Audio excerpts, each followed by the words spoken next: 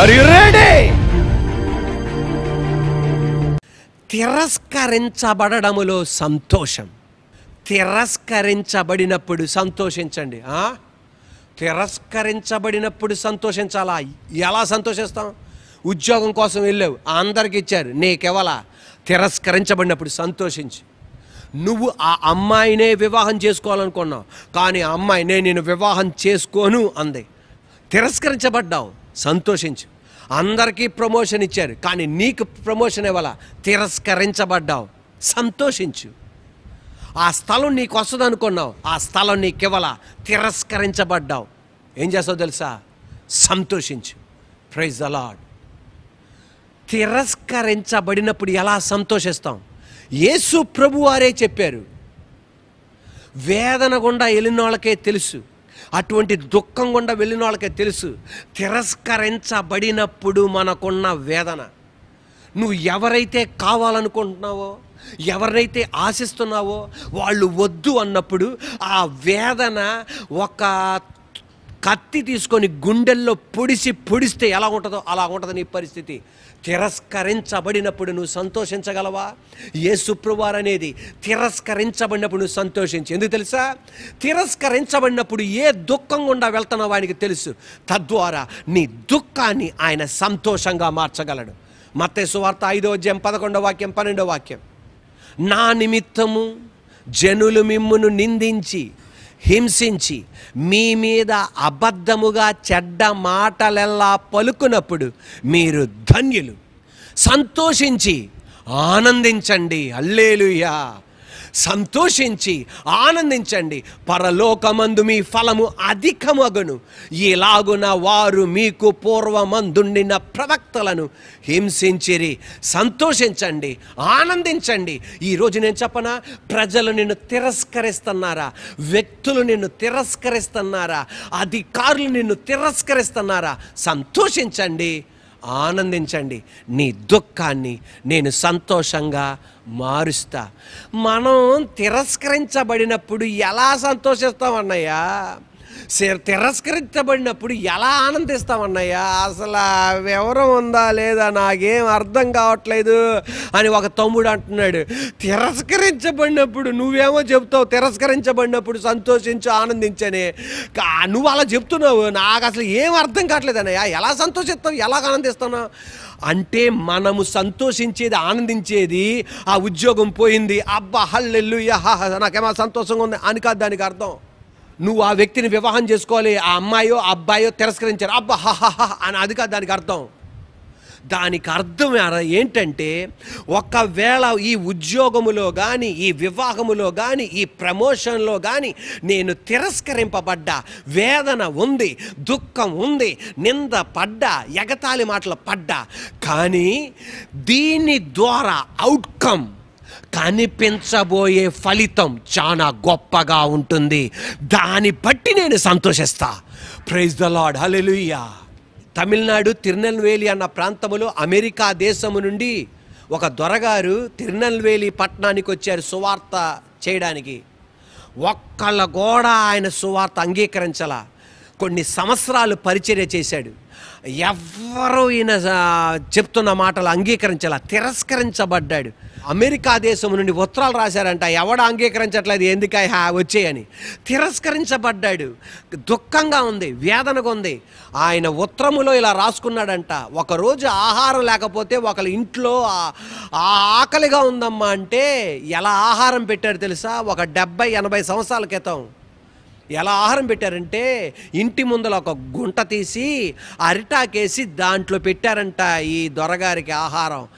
ఇదేంటి దేవా, ఏంటిది పరిస్థితి? తిరస్కరించబడ్డాడు, వేదన కలిగింది, కానీ సంతోషించాడు, ఆనందించాడు. అంటే వేదన లేదని కాదు, దీని అవుట్కమ్, నేను తిరస్కరించబడ్డా, దీనికి అవుట్కమ్ నా దుఃఖాన్ని సంతోషంగా కనిపించేటట్టు చేయబోతున్నాడు. కనిపించే ఫలం.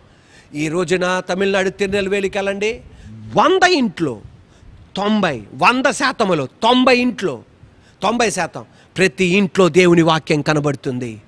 Praise the Lord. హల్లెలూయా. ఒక అద్భుతమైన వాక్యం. హెబ్రీయులకు రాసిన పత్రిక, ప్రతి వాక్యం అద్భుతమే, కానీ ఈ పాయింట్కి హెబ్రీయులకు రాసిన పత్రిక 12వ అధ్యాయం 2వ వాక్యం. మనము కూడా ప్రతి భారమును సులువుగా చిక్కులు పెట్టు పాపమును విడిచిపెట్టి విశ్వాసమునకు కర్తయు దాన్ని కొనసాగించు వాడునైన యేసు వైపు చూచుచు మన ఎదుట ఉంచబడిన పందెములో ఓపికతో పరిగెత్తదాం.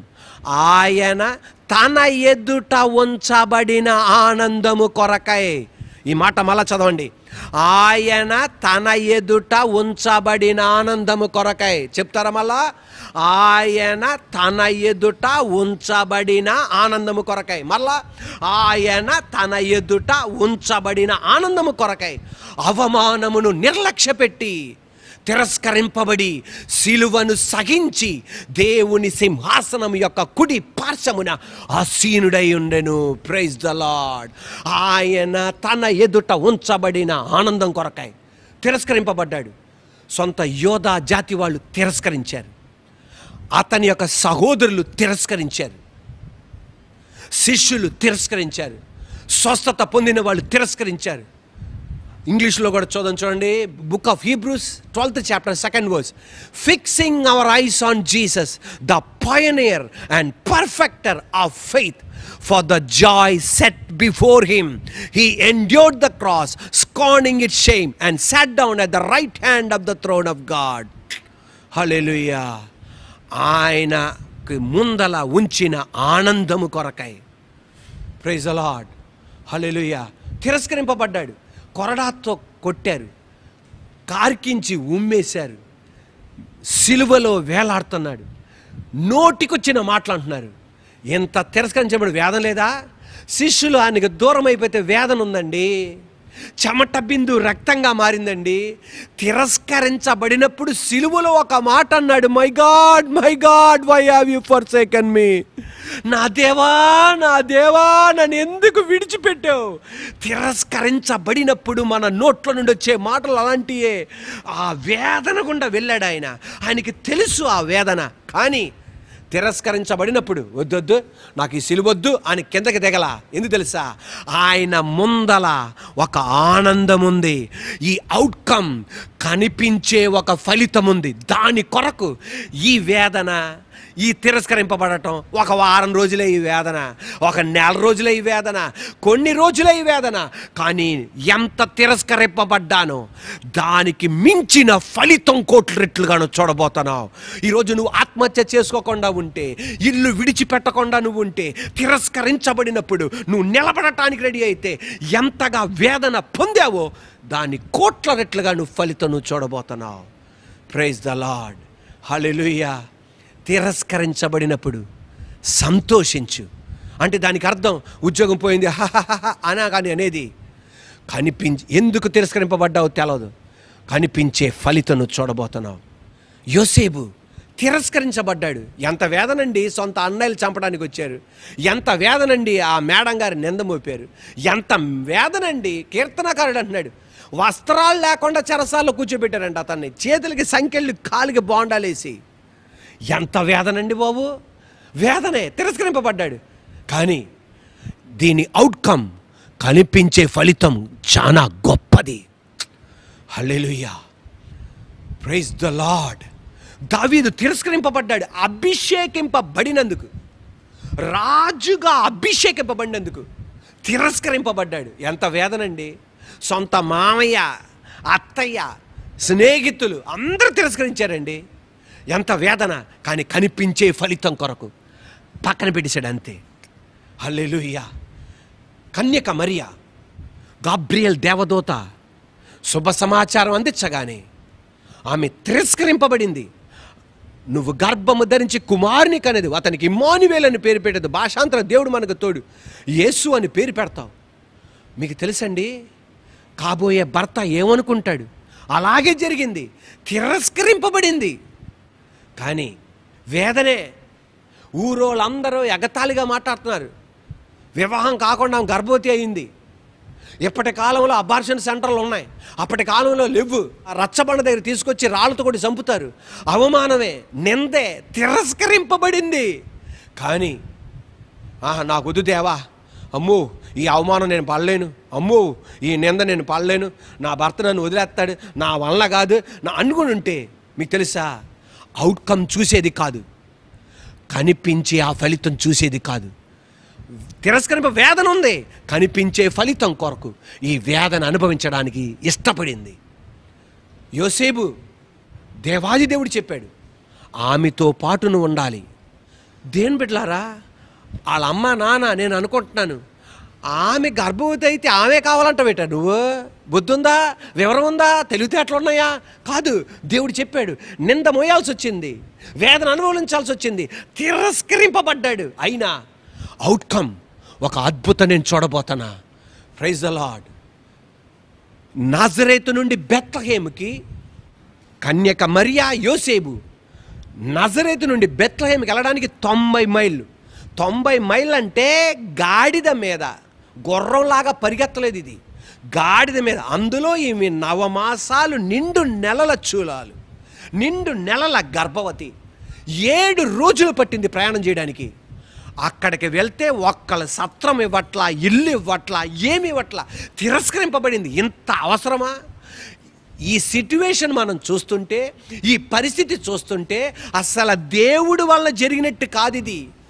ఇదేదో భయంకరం, ఇదేదో దేవునికి వ్యతిరేకమైన కార్యం జరిగింది. అందుకే వీళ్ళు ఇంత బాధలు పడుతున్నారు. ఏ ఇంటికి వెళ్ళినా ప్రసవం జరిగించడానికి ఒక ఇల్లు పట్ల చూసేవాళ్ళ దృష్టిలో ఎలాగుంది తెలుసా? ఏదో పాపం చేశారు, అందుకే సొంత ఊరిలో ఉండకుండా, నజరేతులో ఉండకుండా బెత్లెహేముకి వెళ్తున్నారు.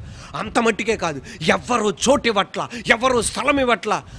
మార్గ మధ్యలో ప్రసవం జరిగింది, దారిలో ప్రసవం జరిగింది, పశువుల పాకలో ప్రసవం జరగల, దారిలో ప్రసవం జరిగింది. అంటే ఒక రోడ్డు మీద ప్రసవం జరిగింది. ఆ బిడ్డను పశువుల పాకలో పరుండి పెడుతున్నారు. ఇదేదో దేవుని చిత్త ప్రకారం కాదు, దేవునికి వ్యతిరేకమైంది జరిగింది. అందుకే వీళ్ళిద్దరు ఇంత కష్టపడాల్సి వచ్చింది. అందుకే ప్రసవం దారిలో జరగాల్సి వచ్చింది. అందుకే పశువుల పాకలో పరుండ పెట్టాల్సి వచ్చింది.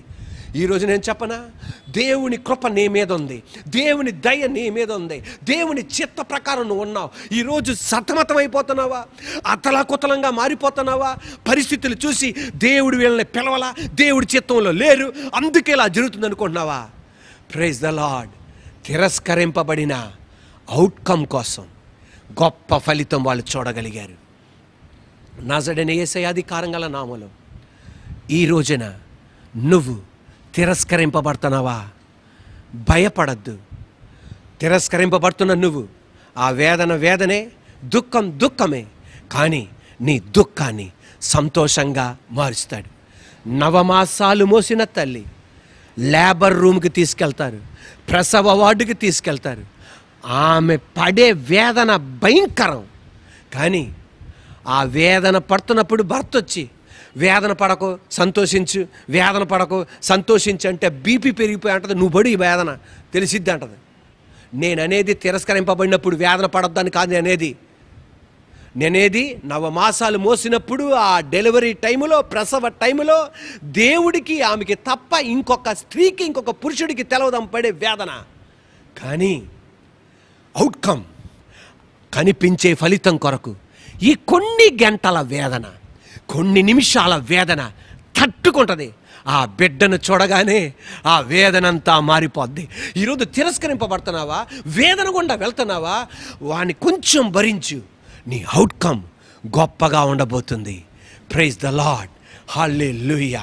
తిరస్కరించబడినప్పుడు సంతోషించు. యేసయ్య అన్నాడు, నీ దుఃఖాన్ని నేను సంతోషంగా మారుస్తా. ఈ రోజున సువార్త నువ్వు అందిస్తున్నావు, ఒక వ్యక్తికి సువార్త అందిస్తున్నావు. అందరూ వింటారని ఏమీ గ్యారంటీ లేదు. నాకు చెప్పదయా లే అంటారు కొంతమంది. కొంతమంది విన్నట్టు వింటారు కానీ అంగీకరించరు, కొంతమంది అంగీకరిస్తారు. అంత వెరైటీ ప్రజలు ఉంటారు. కానీ వాళ్ళు అంగీకరించలేదని, వాళ్ళు తిరస్కరించారని నువ్వేం బాధపడక్కర్లా. నువ్వు కరపత్రిక అందించమని ప్రేరేపించాడా, అందించు. సువార్త అందించమని ప్రేరేపించాడా, అందించు. ఈ రోజున ఏం చేయగలవు నువ్వు అది చెయ్యి. తిరస్కరించబడ్డాను అని వేదన పడక్కర్లా.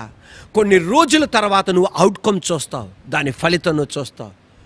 బిల్లీ గ్రహం గారి భార్య గారైన రూత్ గ్రహం గారు తన పుస్తకంలో ఇలా రాశారు. ఆమె చైనా దేశం వాళ్ళతో కొంచెం సంబంధం ఎక్కువ. చైనా దేశంలో ఒక పాస్టరమ్మ గారు ఈమెకు ఒక సాక్ష్యం చెప్పారంట. ఆ సాక్ష్యం ఏంటంటే, చైనా దేశంలో చెందిన పాస్టమ్ గారు ఒక గ్రామములో ఉన్న ఒక సహోదరికి యేసయ్య గురించి చెప్పారంట. చెప్పితే ఆమందంట, నాకు యేసయ్య గురించి చెప్పకో, మాకు బౌద్ధ మతం మాకు అది చెప్పక, అసలు మాకు పడదు అందంట ఆ గ్రామస్తురాలు. సరే అమ్మా, ఎప్పుడన్నా కష్టంలో ఉన్నప్పుడు యేసయ్య పేరు తలుచుకో. నాకు కష్టం రాదు, ఏమీ రాదు, నాకు చెప్పదు యేసయ్య గురించి.